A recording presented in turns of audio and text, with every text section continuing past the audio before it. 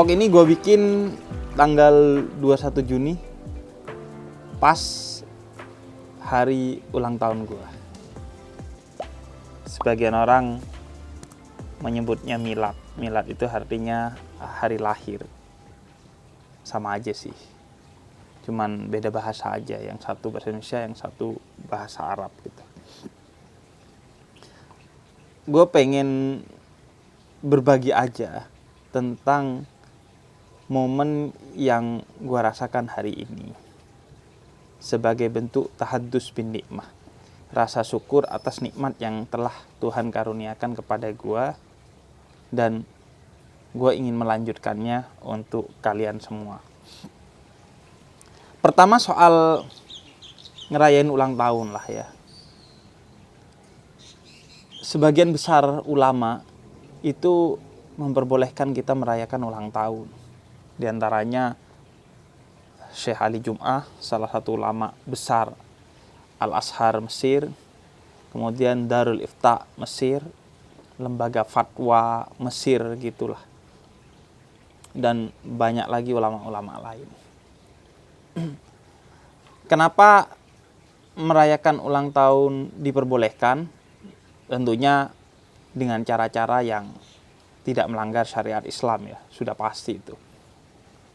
Nah, karena yang pertama tuh misalnya kalau lu baca surat Maryam ayat 33, di sana ada ayat tentang Nabi Isa yang berdoa akan kesejahteraannya di hari lahirnya. Dan itu persis seperti perayaan ulang tahun kita yang isinya ya tentu selain ucapan selamat adalah doa agar kita sukses lah, agar kita jauh lebih baik, panjang umur dalam ketaatan, berkah umur dalam kebaikan dan lain sebagainya. Juga ayat yang lain sebenarnya ada dalam surat Yunus ayat 58 di mana kata Allah, kalau kamu diberi rahmat maka silahkan bergembira, nggak ada masalah. Asalkan bentuk atau ekspresi kegembiraannya itu positif, jangan aneh-aneh gitu. Nah karena itu ulang tahun itu kan sebenarnya rahmat, karunia ya dari Tuhan kepada kita. Karena kita masih diberi waktu, diberi kesempatan, dan lain sebagainya. Maka kita bergembira lah dengan berbagai ekspresi yang positif. Termasuk dengan merayakannya, karena dalam perayaan itu bahkan kita membagikan kegembiraan kita kepada orang lain. Dan idkhal surur fi qalbil ihwan shadaqah. Membahagiakan orang lain itu adalah sedekah, kata Nabi dalam salah satu hadis qudsinya. Juga kesaksian dalam riwayat Abi Qutadah yang menyampaikan bahwa Nabi itu pernah ditanya tentang kenapa beliau berpuasa di hari Senin, dan diantaranya beliau menjawab bahwa karena hari Senin itu adalah hari kelahirannya Nabi Muhammad. Artinya Nabi mengisi hari kelahirannya dengan berpuasa atau hal-hal positif lainnya lah. Nah karena itu merayakan ulang tahun itu manusiawi dan dia juga bernilai ukhrawi. Artinya selama diisi dengan hal-hal yang positif, dia bisa menghadirkan pahala. Dan ya manusiawi lah ya orang merayakan hari kelahirannya. Jadi ya gak ada masalah. Nah kemudian selanjutnya tuh gue pengen cerita soal ulang tahun dan tumbuh tahun. Nah menurut gue tuh hari ini tuh bukan hanya hari ulang tahun, tapi hari tumbuh tahun.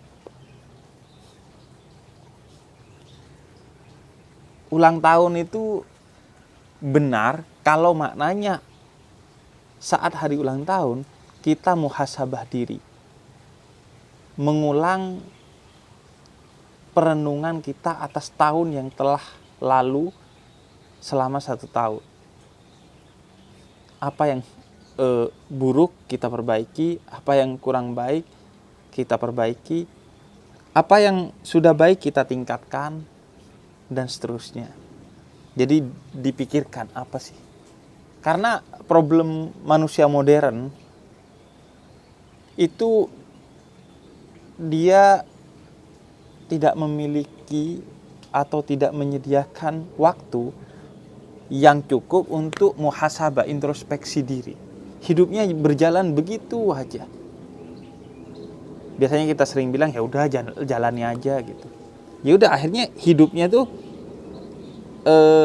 nggak pernah bertumbuh, dan seringkali dia terjebak dalam pengulangan kesalahan yang telah dia lakukan di masa lalu, tapi dilakukan lagi di masa kini karena nggak pernah dia introspeksi diri, di mana sih letak kesalahannya gua gitu. Dan biasanya dia akan kesulitan bersyukur karena dia nggak pernah mengintrospeksi apa sih bagusnya dari hidup gua selama ini, sehingga gua harus syukuri dan outputnya adalah meningkatkan kualitasnya atau minimal mempertahankannya gitu. Nah, yang kedua tuh selain ulang tahun menurut gue adalah tumbuh tahun. Tumbuh tahun artinya kita itu nggak boleh ulang tahun dalam makna mengulang tahun lalu ke tahun sekarang. Karena kata Nabi, orang yang hari ini atau tahun ini sama dengan hari kemarin atau tahun kemarin, maka dia adalah orang yang merugi. Kalau tahun ini atau hari ini lebih buruk dari hari kemarin atau tahun kemarin, maka dia orang terlaknat, kata Nabi. Nah, orang yang beruntung, kata Nabi, adalah orang yang tumbuh setiap tahunnya, atau bahkan setiap bulan, setiap minggu, setiap hari, bahkan setiap tarikan nafasnya. Itu selalu bertumbuh. Bertumbuh kebaikannya, bertumbuh pertaubatannya, dan lain sebagainya. Jadi diagram hidup lu tuh nggak boleh flat gitu, karena itu disebut orang yang merugi, kata Nabi. Nah, yang ingin gue bicarakan lagi di hari ulang tahun gue ini adalah perbedaan antara usia dan umur. Nah, kita kan mengenal dua kata itu. Nah, dalam Islam, merujuk kepada bahasa Arab, dua kata ini sebenarnya beda. Usia itu bahasa Arabnya sinnun. Sinnun itu akar katanya adalah gigi. Juga artinya usia. Sedangkan umur, bahasa Arabnya itu ya umur, umrun. Artinya kemakmuran atau kesejahteraan. Atau ya keberkahan, kemanfaatan, dan lain sebagainya. Nah, usia itu artinya dia terkait dengan hal-hal yang sifatnya fisik. Sedangkan umur dia terkait dengan hal-hal yang sifatnya metafisik atau nilai. Dalam artian gini ya.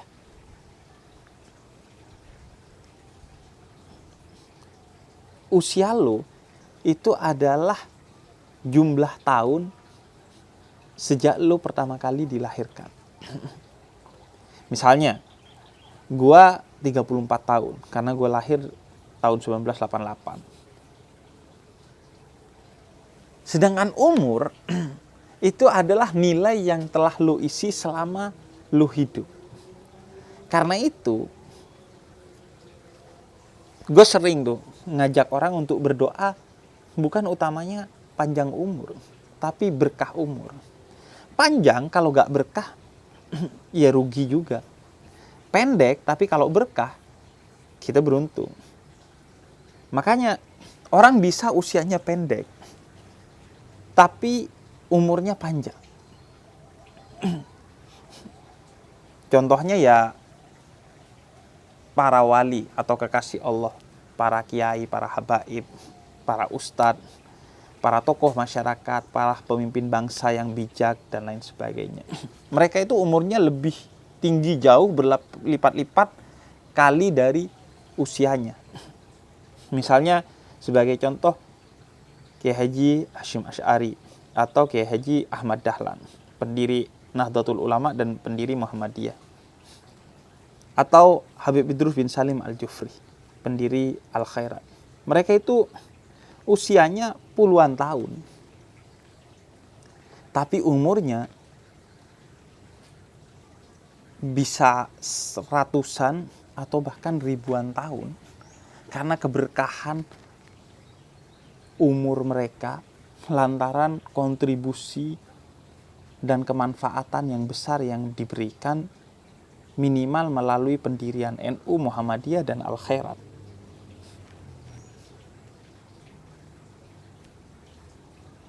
Mereka sudah memberikan manfaat yang begitu besar.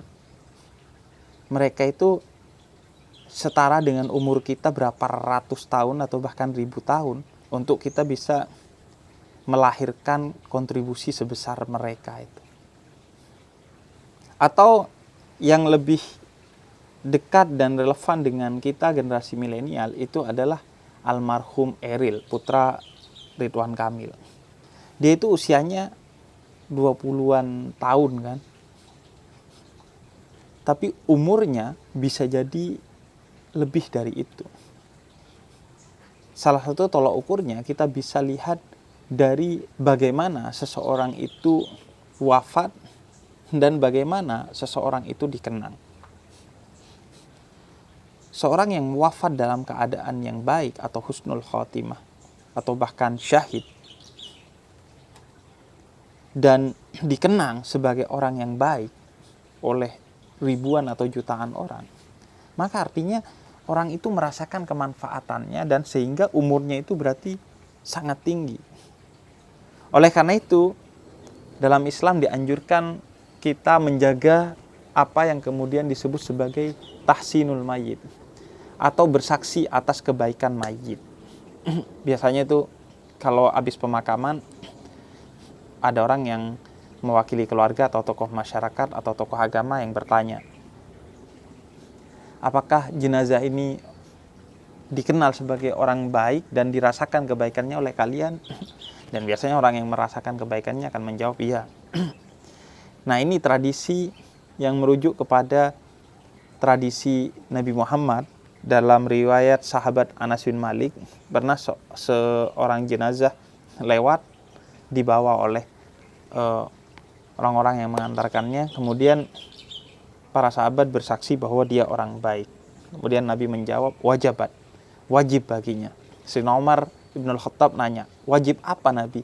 Kemudian Nabi menjelaskan, wajib dia masuk surga karena orang-orang yang hidup bersama dia telah menjadi saksi yang terbaik untuk dia. Apakah dia orang baik atau tidak? Jadi menurut para ulama, kalau memang dia orang baik, kesaksian itu menjadi sangat penting. Namun bahkan kata Imam Nawawi, kesaksian itu adalah pertanda bahwa dia orang baik atau tidak. Karena yang menyebabkan orang berkata bahwa dia orang baik atau tidak itu adalah anugerah dari Allah. Kalau dia memang orang baik, maka orang akan secara ikhlas bilang bahwa iya. Karena itu sebenarnya tolak ukurnya adalah dari mana ucapan itu muncul. Kalau memang dari hati yang ikhlas menyaksikan bahwa dia orang baik, maka kesaksian itu menjadi sangat penting. Nah, karena itu kesaksian tentang seorang yang wafat itu bisa jadi tolak ukur apakah dia orang baik yang akan hidup baik juga di akhirat kelak. Nah, karena itu orang-orang seperti Eril dan lain sebagainya yang disaksikan secara ikhlas sebagai orang baik, maka insya Allah dia akan mendapatkan kebaikan yang berlipat ganda dan tiada terhingga di akhirat dari Allah. Nah, itu contoh yang umurnya jauh lebih besar dari usianya. Tapi bisa jadi umur kita itu lebih pendek dari usia kita. Kalau usia kita digunakan untuk hal-hal yang tidak bermanfaat, apalagi hal-hal yang maksiat. Maka kalau umur kita lebih pendek dari usia kita, berarti kita bukan hanya merugi. Merujuk kepada hadis Nabi, kita orang yang terlaknat. Nah, itu yang sedang menjadi renungan gue di hari ulang tahun ini. Selain tentunya permohonan doa dari kalian, utamanya bukan untuk gue, tapi untuk jalan dakwah gue, yang menurut gue itu adalah umur gue. Bahwa umur gue tuh ditentukan oleh dakwah gue. Kalau gue terus dikaruniai kemampuan, keikhlasan dalam dakwah, insya Allah itu yang membuat umur gue jadi panjang. Makanya agak aneh kalau orang itu berlomba-lomba bikin asuransi untuk usianya dengan menjaga kesehatan, olahraga, diet, dokter, dan check up, dan lain sebagainya. Tapi nggak bikin asuransi dalam tanda petik untuk umurnya, melalui menjadi manusia yang bermanfaat bagi orang lain.